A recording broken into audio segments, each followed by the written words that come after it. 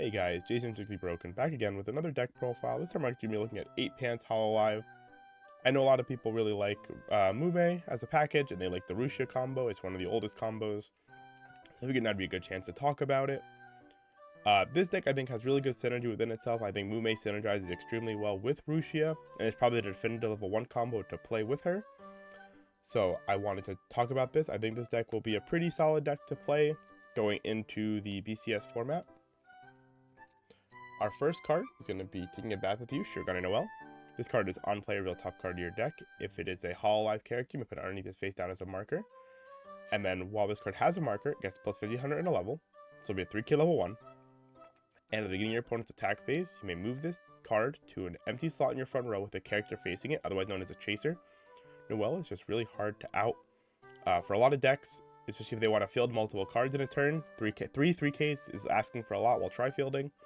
So a lot of times your opponents are going to undercommit, either put like 1 or 2 attackers max to answer this card, and if they do, there's a good chance you get another turn 0. And this deck really does like the extra turns of 0 and 1, just to try to help build up some extra resources.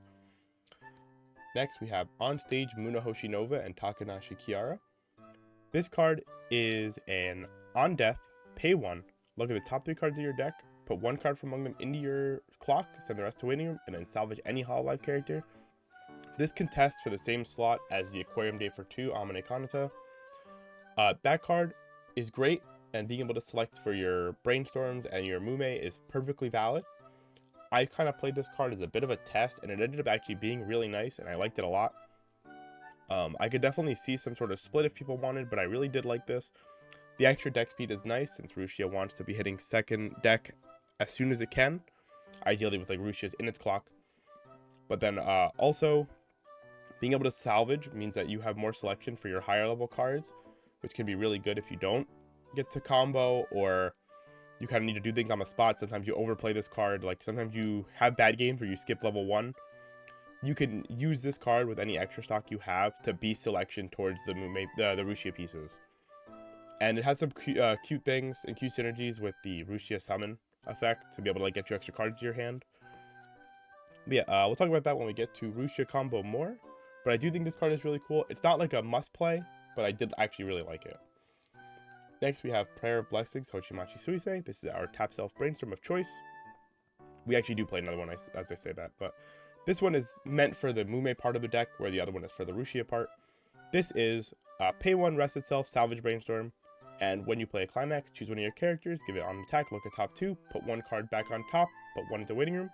So it is meant to be a pick trigger for Mumei, because Mumei is a top check add combo. This helps us make sure Mumei is either adding higher quality cards, which can be really nice, or just adding cards in general, because if Mumei does not hit a character, she does just mill the card. So we need this for the extra consistency, and as well as just making sure our early game, and even sometimes our late game, we will just kind of play this to brainstorm for the salvage, is as consistent as possible. Next, we have our Relationship War, Shirogane Noel. This is our brainstorm for Rushia. This is the one that she needs on the board to use to like actually early play herself. This is a tap self 5-card draw brainstorm. Pretty whatever. But the cool part about this card is it says if you have 2 or more other Hololive characters, this does give the Rushia plus 1000 power globally. So the Rushia will actually be sitting at 11.5 with just this card on board and the condition for her own power. Very, very nice. It's just a draw brainstorm. It's a little bit weaker than it was in like prior Rushia decks, because now we have 8 Pants and stuff, but it's still good. It's still a little bit extra deck speed, and we have to play. We don't really have a choice. Okay, our next card is Happy 15th Anniversary, Hoshimachi Suisei. This is a drop salvage, so it is pay 1, discard 1, salvage a Hololive character from your waiting room, and then give one of your dudes 1k. But what's nice about this card, it says when your opponent plays a climax, you may send this to your stock. So we need this is just a card that is a selective drop salvage with some extra resource gen attached to it. We just want to make sure we have enough stock to kind of play our game and like get ourselves stuck out of bad games. Rushia only needs 3 stock to EP on the turn, which is like fine. That's like really easy. But then it's about having the extra resources after that and before that to kind of play the game properly. And this kind of just helps alleviate that while being selection. Next, we have our Time for the two of us, Pavolia Reine. This is a Rico, so it is on play, discard one, reveal top card of your deck, salvage a level X or lower character, where X is the level revealed.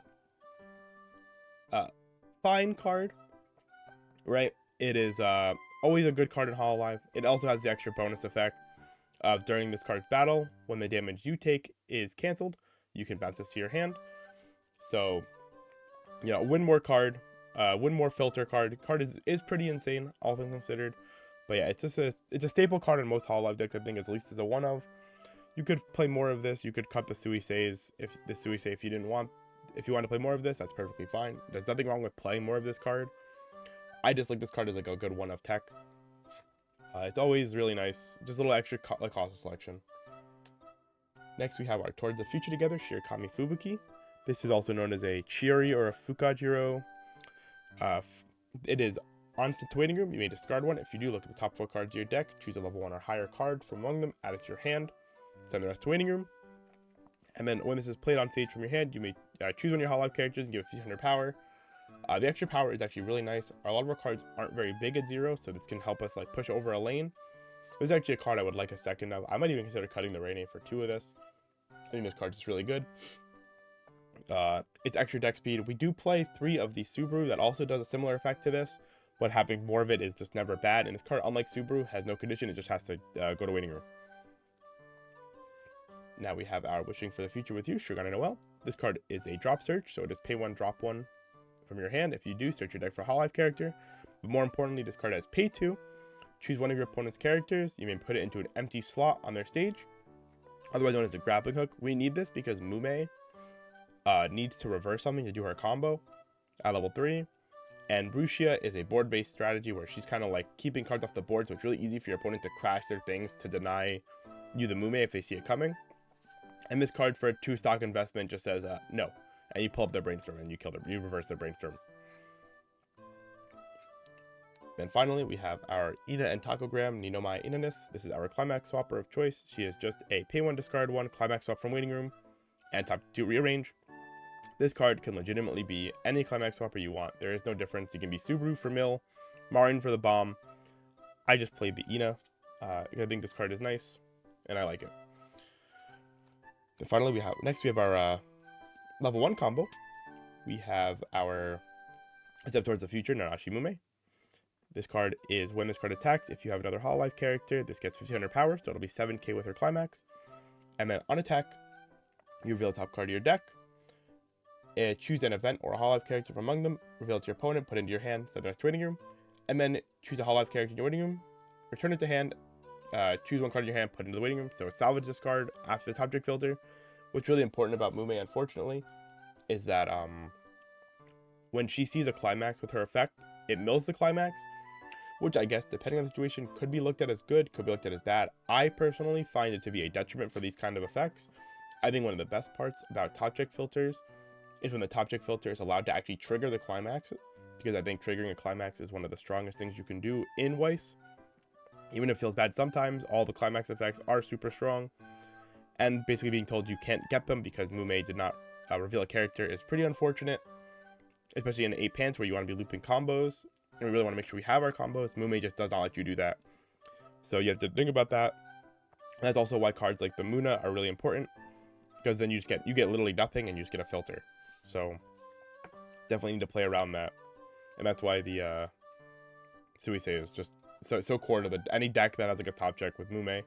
And I'll definitely be playing that as well, probably in the Kanto deck. Alright, next we have hashtag Protein the Subaru, Ozora Subaru. This card is experience. If you have a blue card in your level, you may pay cost on play. If you do, discard one, look at top 4. Choose a level 1 or higher card from among them, add it to your hand, send the rest to Waiting Room. It's just like the Fubuki, except it is on play because it has an experience condition of an off-color level, being blue.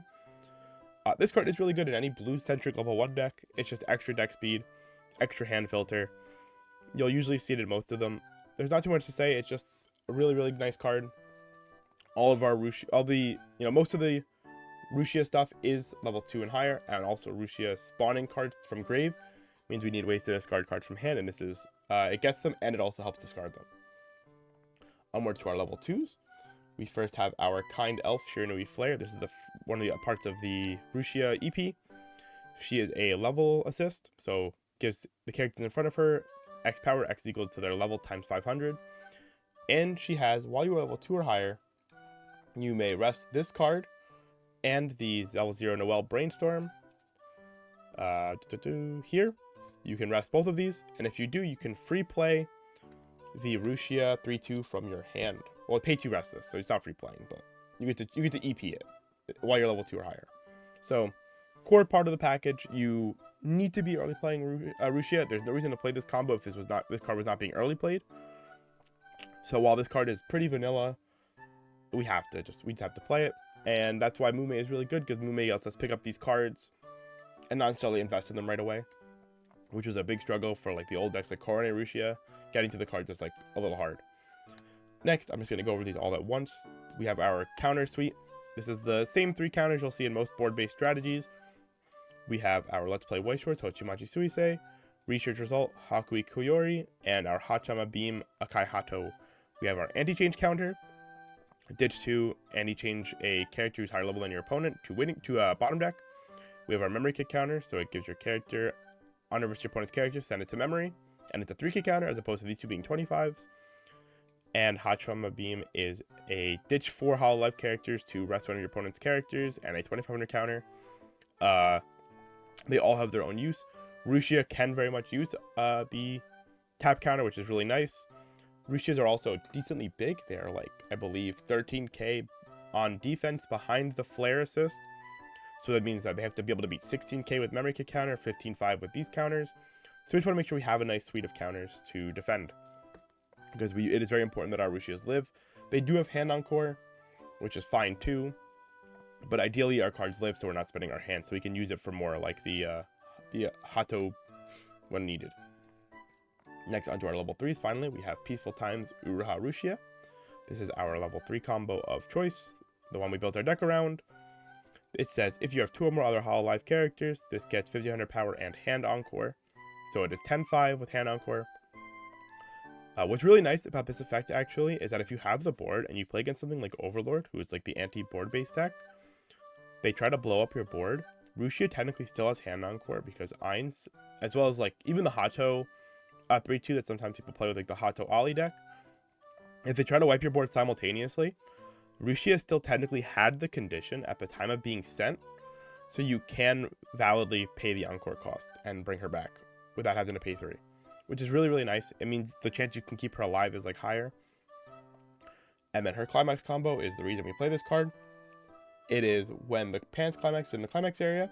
If this is in your front row and you have another Hololive character, choose 2 effects. Either choose a Hololive character in your waiting room, return it to your hand, or put it in any position on the stage. So one of those 2. If you put the card to your hand, you get to choose 4 of your cards in your opponent's waiting room, put them back into their deck, and if you chose to put it onto the stage, that character gets 2500 power till the end of your opponent's turn. So really nice. This card gets to either cheat a card or decompress its opponent. Usually the game plan for Rushia is that you will go, the first time you combo, you'll summon another Rushia to the board, cheat the extra stock, and then on your next turn you will either hard play another Rushia or you'll just go with what you have. And usually that's when you'll start going salvage, shuffle back 4s, and just try to decompress your opponent and just stick them for big numbers so they lose. And just kind of like basically steal games, because Rushia does not do any additional points of damage. She is just trying to decompress her opponent, where like her swings for 3s and 4s can just kind of stick, and your opponent just kind of eats the damage. It's pretty unfortunate. This does have some nice versatility though with our next card that we're going to talk about, the Captain of the Hosho Pirates, Hosho Marin. This card is, when this is played from stage or the auto effect of Rushia, you may heal 1. And then she has, on attack, pay 1, drop 1, choose 3 of your characters, and they get 500 power and +1 soul.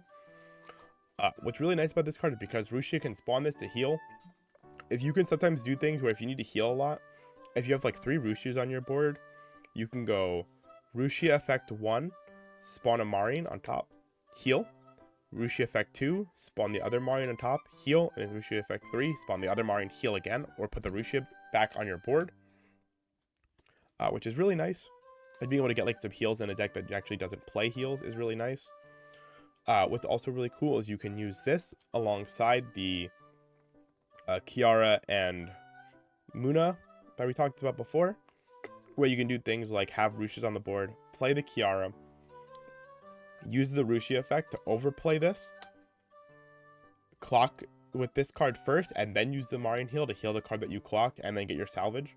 So it's like you get to make your body while also salvaging, which can be really good for getting cards like the tap counter to hand, or like extra thing, or like any real counter is usually the thing we want the most. But yeah, really, really nice.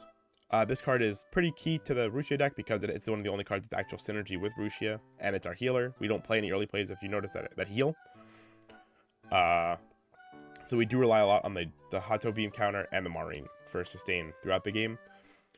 It's one of the big problems with Rushia is that you take a bunch of damage, you have no way to really do anything without looping Marines, which is also counterintuitive to finishing the game, since you're not actually getting any like sort of finishing power out of that. But that is why we play this next card, Summer Splash Party, Nanashi Mumei. She is on play heal 1. This card gets 500 power for each of your other Hololive characters, which is an 11k base. With the Flare Assist being played in her deck, she's 13-5 with the Climax, which is pretty nice. And she is on reverse of your opponent's character. You may pay 3, discard 2, sacrifice your Climax from the Climax zone.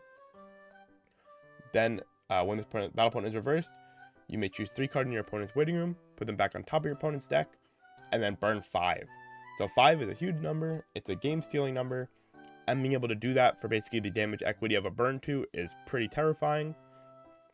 This card can just actually steal games by itself, because you get to swing for 3 first. If they take it, maybe they go to like 3-1, 3-2, then you get to put them to 3-6 or in-game. Pretty insane. This card basically lethals by itself if it sticks.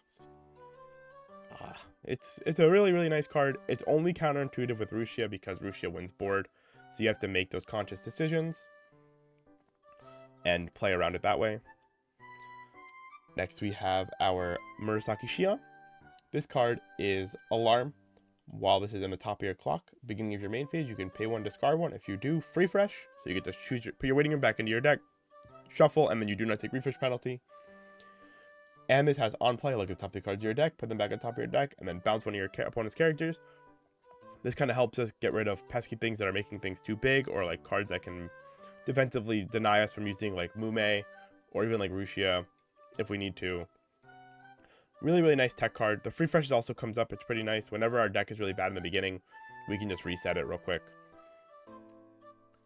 And then finally, we have Let's Weiss Schwarz, Takanashi Kiara. This is just the one I had. It can also be the Matsuri, obviously. This is on play, pay 1. Your opponent sends all of their stock to the waiting room and then chooses cards equal to the number of stocks sent from the top of their deck and put them back blind. So it is a stock swap. And then it has, when your opponent activates, when you use an act, this gets 1k times the number of your opponent's back row. Really relevant second effect. I think a large amount of the time I don't even think about the effect at all. We just care about the stock swap when it comes up. It's just another form of decompression with Rushia. You can do some pretty insane things if your opponent leaves a pretty decent deck but has stock, where you can go like play stock swap their whole deck, maybe leave like 1 or 2 cards, and then we just Mumei, throw as many cards as we can to their deck and just kind of deck check them and be like, well, was that last 1 or 2 cards of Climax? We'll find out. Here's like 8 or 12 damage going back in your deck. Pretty insane. Really, really nice with Rushia. Just more decompression on top of decompression is strong. Overall, I think this deck is pretty cool. I think this is a definitive way to play Rushia.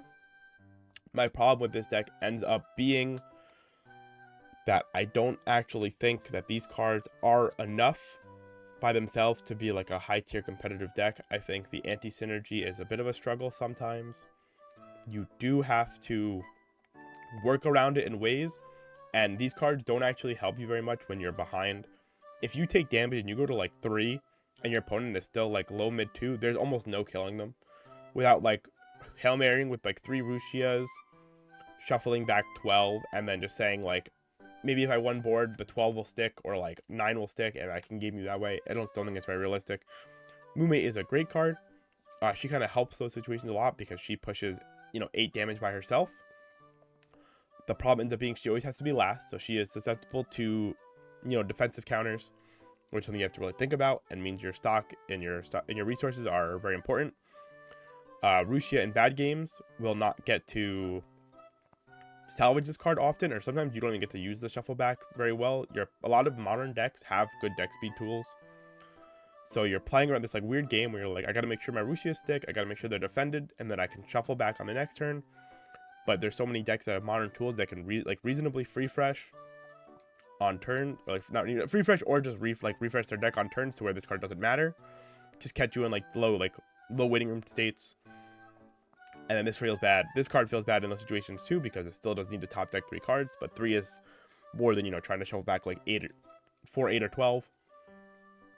I don't know. Overall, the package itself is fine. Mumei works really well with making sure we have this. I would say in all the games, I never missed Rushia. The issue was afterwards was having the stock to do anything impactful while also defending Rushia's, and have my opponents not being able to actually like do anything back to me, or like stop me from like making sure Rushia resolves well. Obviously sometimes they get caught, and that's like the best part about Rushia, and that's why this card is like a Swiss monster. Is I think a lot of times you'll play, especially early Swiss, people just not be thinking about Rushia. They'll get caught in a deck because they're trying to be greedy, and then just forget what Rushia does, and then you just catch them and you game them. Obviously this deck just has insane game stealing potential, I think, more than like most other Hololive decks, because of just the decompression and the Mumei damage is just so much that just comes out of nowhere. So it's definitely a deck that you have to consider, and you have to always be accounting for when you're going into an event. But personally, I probably would not take this to an event myself. I would probably take something more like 8-door. I think this deck is like a deck of all time. It does everything it wants to do, but it still falls short in some of the areas that I think I would want a competitive deck to be in. But that is the deck overall though, guys. If you liked it, please like, comment, and subscribe.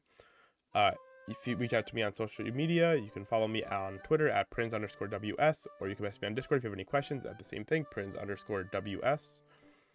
That'll be all for today. I think next week or the next video will probably be a Mumei Kanata deck.